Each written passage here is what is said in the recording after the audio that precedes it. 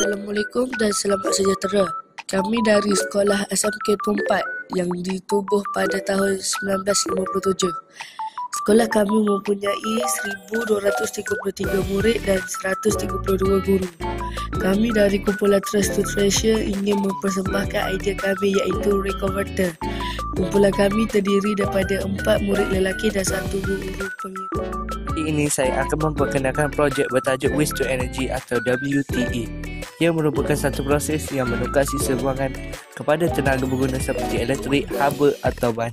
WTE memberikan pelbagai manfaat seperti mengurangkan jumlah sisa di tapak pelepusan, menjana tenaga alternatif dan membantu mengurangkan pelepasan gas rumah hijau.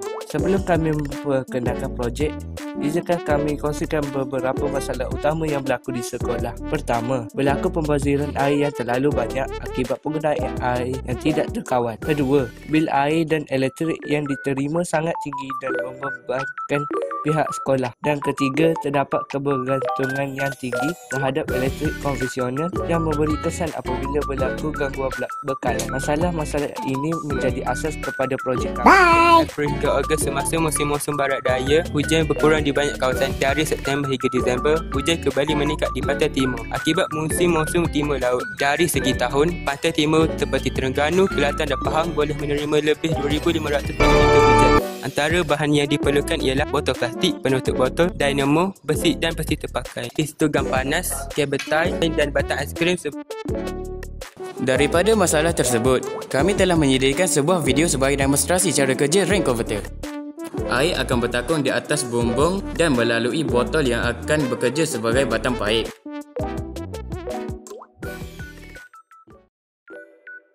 Dengan tekanan udara yang tinggi dari atas, ia akan menyebabkan air memancut dengan deras dan akan memutarkan batang aiskrim yang digabung dengan penutup botol.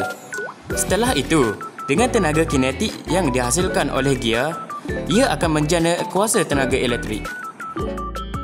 Kesimpulannya, projek triboelektrik ini telah berjaya menunjukkan bahawa tenaga daripada titisan air hujan boleh ditukar kepada tenaga elektrik menggunakan prinsip triboelektrik. Walaupun jumlah tenaga yang dihasilkan adalah kecil, ia membuktikan potensi teknologi ini sebagai sumber tenaga alternatif terutamanya dalam aplikasi kuasa rendah seperti sensor atau sistem pencahayaan LED.